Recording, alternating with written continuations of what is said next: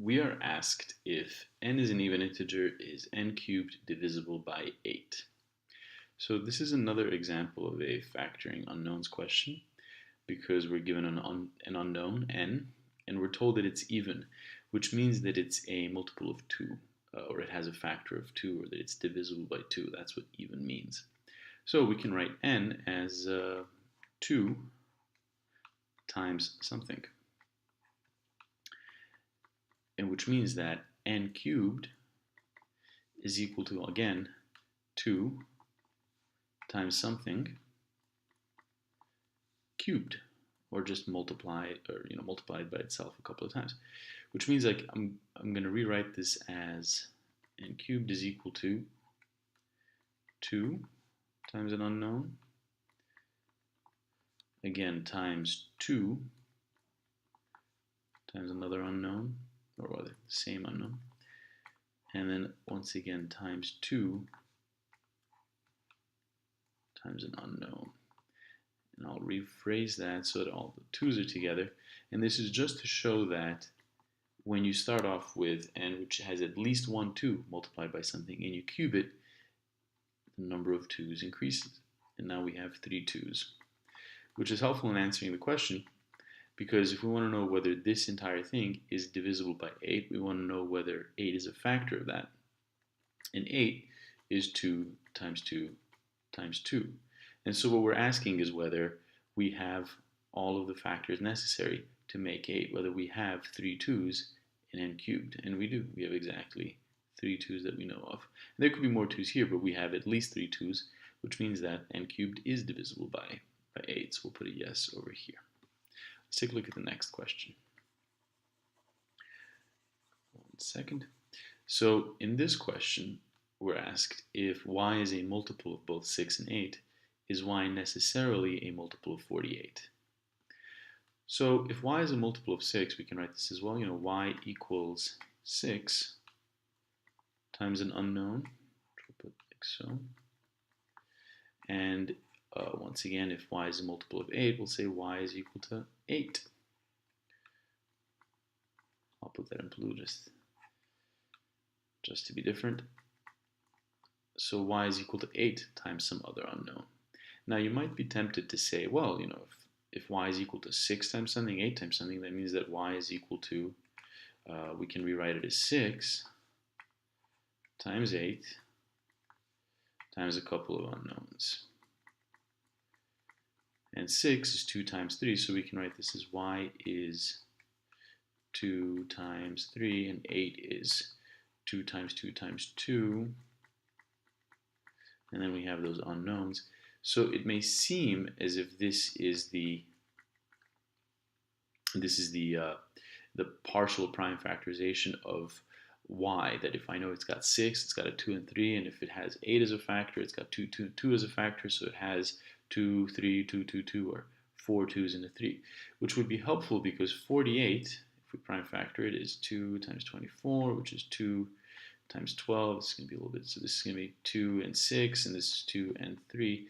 So 2, 2, 2, 2, 3, which means that 48 is 2 times 2 times 2 times 2 times 3. And the question becomes, is 48 a factor of y? Well, do I have 4 2's and a 3 in y that I know of?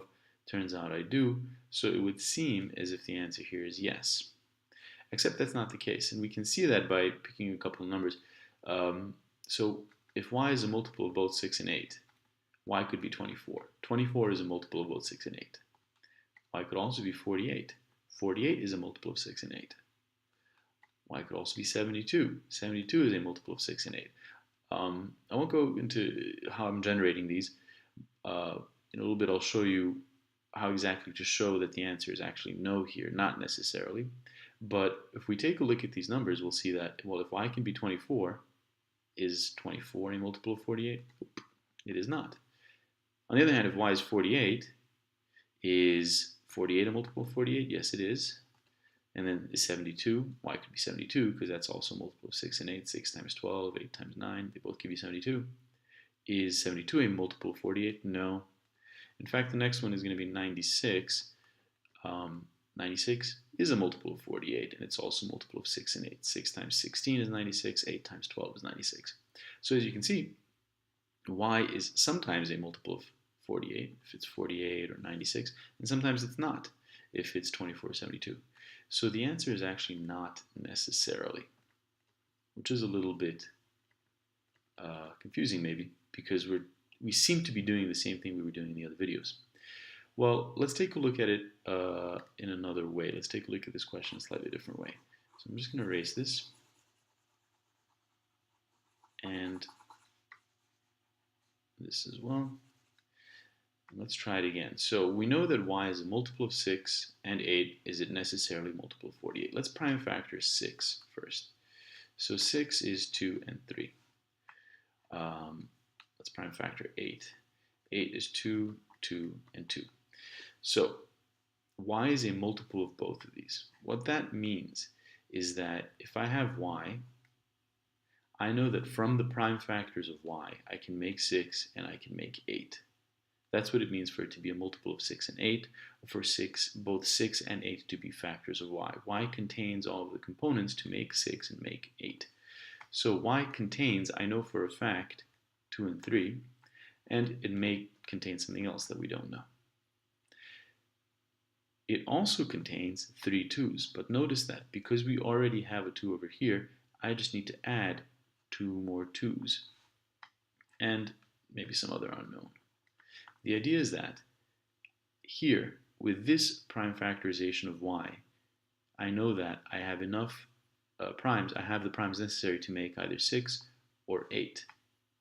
So with these 3 2's, that gives me the 8, and with the 2 and 3, that gives me the 6. So actually, the prime factorization of y, or that I can do so far, is 2 times 2 times 2 times 3, and then times some unknowns. Now, 48, as we've prime factored before, is 2 and 24, and 2 and 12, and 2 and 6, and 2 and 3. So let me just circle these. So once again, the prime factorization of 48 is 2 times 2 times 2 times 2 times 3.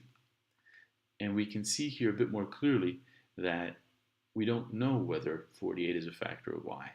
48 has 4 2's and 1 3. We can't find that up here. Up here we just have 3 2's and 1 3. We're missing one of the 2's. And so maybe there's a 2 in one of these unknowns, but we don't know that for certain. And that's why the answer is not necessarily. Just because y is a multiple of both 6 and 8, in other words, we can create a 6 and an 8 out of the prime factors of y, that doesn't mean we can create 48. So the key here is to prime factor these two numbers and think about what is the minimum number of primes that y has that can make both of these, and then see if you can also make 48 in this case. Let's try with question number 3. All right, let me just erase these in the interest of space. 1 second. All right, so both 9 and 15 are factors of z. If both 9 and 15 are factors of z, then is 45 also necessarily a factor of z? So 9, let's do that one in red. 9 is 3 and 3. 15, let's do that one in blue, is 3 and 5. So these are both factors of z. What that means is that z can make a 9 or a 15 out of its prime factors. So we have the prime z. We know that z has prime factors with which it can make 9 and it can make 15. So it has z has at least a 3 and a 3 and some unknown. And because z can make a 15, it's got a 3 and a 5. But we have a 3 already, so we know we need a 5, and there's some unknown over here. So z, the prime factorization of z, is 3 times 5 times some unknowns that we are not sure of. But we know that z has, at a minimum, 2 3's and a 5. Now, for 45, the prime factorization of 45 is 9 and 5, and this is 3 and 3. And so 45 is equal to 3 times 5 the question is 45 a factor of z, or z multiple 45? What that means is, do I have a 3, 3, and a 5 in z so I could make 45, which is a 3, 3, and a 5? I do. I have the 3, 3, and 5, and therefore z is necessarily a factor of 45.